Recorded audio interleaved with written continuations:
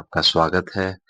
हम आप तक लेके आते हैं अनकही अनसुनी क्लाइमेट स्टोरीज ऐसी जगहों से from the remotest locations of the world. आज क्योंकि इस सीजन में हम लोग कवर कर रहे हैं आर्यन वैली को। आर्यन वैली इंडिजिनस आर्यन लोगों का गांव है और यहाँ पे इनके 4 या 5 गांव हैं। हम आज आ चुके हैं धा विलेज में और यहाँ पे एक यंग शॉपकीपर हमारे साथ मौजूद हैं, जिनसे हम बात करेंगे और उनसे उनके experiences with respect to climate change और उनके बिजनेस पे क्या प्रभाव पड़ता है, ये जानने की कोशिश करेंगे। भैया बहुत-बहुत नमस्ते जुले। मैं अपना आप नाम बताएं, इंट्रोडक्शन दें हमारे हेलो नमस्कार मेरा नाम है टशी नमग्याल और मेरा एज है 23 और मैं ढाका का रहने वाला हूँ। जी। और आप शॉपकीपर हैं यहाँ पे, है जी। ना? जी।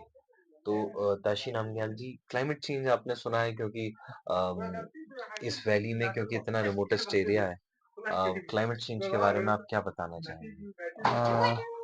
क्लाइमेट चेंज के बारे में जी, मैं ये बताना चाहता हूँ कि पहले ये मतलब मैंने सुना है, जी, ज़्यादा देखा तो नहीं है, जी, कि पहले जो दादाओं के टाइम पे बर्फ वगैरह जो विंटर में ज़्यादा आता था, मतलब एक आदमी के बराबर आता था, ऐसे जी, ऐसे बोलते हैं।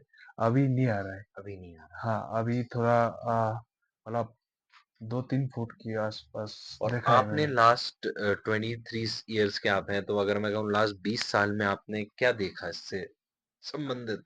आप क्योंकि आप यहीं बड़े हुए हैं, आप यहीं हाँ, जन्मे हैं। आपने खुद से क्या एक्सपीरियंस किया कि क्या गर्मी के पैटर्न्स में कोई बदलाव आपको देखने को मिला, सर्दी के पैटर्न में, बरसात के पैटर्न में हाँ। क्या देखने को मिला मेरे आपको? मेरे को ये बदलाव देखा कि आ, समर और विंटर का पता नहीं चल रहा है। अच्छा।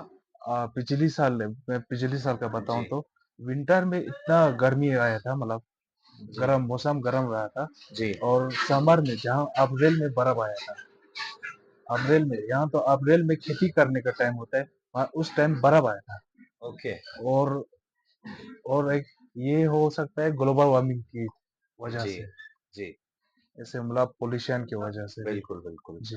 तो क्योंकि आप एक आर्यन खुद हैं, हाँ, आर्यन कम्युनिटी को बिलॉन्ग करते हैं और आपने खुद देखा है इतनी यंग एज में कि क्लाइमेट किस तरह से चेंज हो रहा है, वेदर पैटर्न्स बदल हाँ, गए हैं, सीज़नल रेनफॉल्स आपकी बहुत कभी भी हो जा रही है। हाँ, तो अप्रैल में जो आप बता रहे थे कि बर्फ पड़ा था और रेनफॉल हुआ था, जो कि पेड़ों के उगाई का टाइम होता है, हाँ। तो क्या क्या परेशानियाँ आई यहाँ पे लोगों को?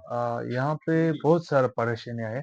जैसे एक बोले तो हमारा जो मेन यहाँ से होता है एवरीकोट, जी। एवरीकोट का जो स्ट्रीम वगैरह है हुँ, हुँ। वो टूटा था। मतलब जितना एवरीकोट उसने मतलब उठाया था, जी, जो पेड़ ने लगाया था, जी। उगाया था, जो वो हाँ, सब हाँ। पूरा निकलने लगा।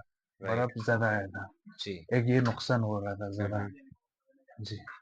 तो एप्रिकॉट पे, खासकर एप्रिकॉट पे पूरी आर्यन वैली में बहुत सारे एप्रिकॉट हैं। हमने हाँ जी। देखे एप्रिकॉट के ही पेड़ों की बहुत कमर्शियल फार्मिंग भी हाँ, कह सकते हैं वो होती है और जब वो लॉस होता है तो वो एक बहुत बड़ा लॉस हाँ, आप लोगों तक होता है। मैं ये पूछना चाहता हूँ, आप क्योंकि एक शॉपकीपर हैं, आप ये पूरी शॉप रन कर रहे हैं, सब्जियाँ पड़ी हुई हैं यहाँ पे, सारी चीज़ें, इनकी भी ट्रांसपोर्टेशन वगैरह में क्या समस्या आती है जब बहुत हाँ। ज़्यादा हार्श विंटर्स हो जाते हैं और कुछ उसमें कोई तब्दीली होती है? ऐसे होता है कि जी, कभी-कभी क्लाइमेट चेंज हुआ तो कभी सरकार से भी ऐसे आदेश आता है कि जी, इस साल प्याज मत उगाओ, जी। ये उगाओ। हुँ, हुँ। फिर हम तो लेह से भी 165 किलोमीटर दूर है, तो जी, बिल्कुल, हमको प्याज सब्जी वगैरह पहुंचने में थोड़ा मुश्किल होता है। मुश्किल होता है। और हमारा जो विंटर में यहाँ पे बर्फ आया तो पूरा कुछ नहीं बन ब्लॉक सक ब्लॉक कुछ हो नहीं, हाँ जाता है। जी। तो हम ज्यादातर जो प्याज या कुछ सब्जी वगैरह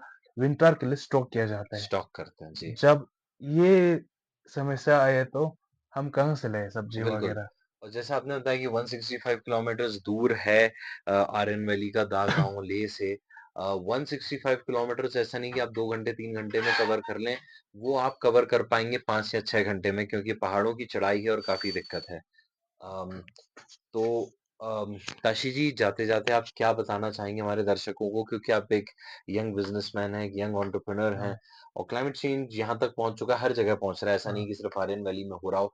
दुनिया की हर जगह में हम देख पा रहे हैं क्योंकि हमने इतना प्रकृति का शोषण किया है, इतना प्रकृति का दोहन किया है, एनवायरमेंटल डिग्रेडेशन इतना ज़्यादा किया है, उसका परिणाम हम देख पा रहे हैं। हाँ। कोई संदेश आप देना चाहते अ, हैं हमारे दर्शकों को? मेरे ख़्याल में ऐसा है कि ज़्यादातर पॉल्यूशन ना फैलाएँ जी, और जो डीज़ल गाड़ी है वो धुआँ ज़्यादा फेंकता है, जी। वो सब चेंज होके मतलब हुँ, हुँ। सीएनजी से भी हो सकता है, उससे भी बिल्कुल। थोड़ा डेवलप होके जी, वो भी हो सकता है। बिल्कुल, बिल्कुल। जी, और सबसे अच्छी बात मुझे ये लगी कि यहाँ पे हम इतने इंटीरियर में हैं फिर भी ताशी जी अपने गाँव में हैं, दहा गाँव में और यहाँ लोगों को जब सामान देते हैं तो प्लास्टिक का प्रयोग बिल्कुल नहीं करते। तो एक बहुत कमेंडेबल काम एक नौजवान कर रहे हैं और इसी के साथ मैं अपनी बात को ख़त्म करता हूँ। इस एपिसोड देखने के लिए बहुत धन्यवाद। Thank you. जुड़े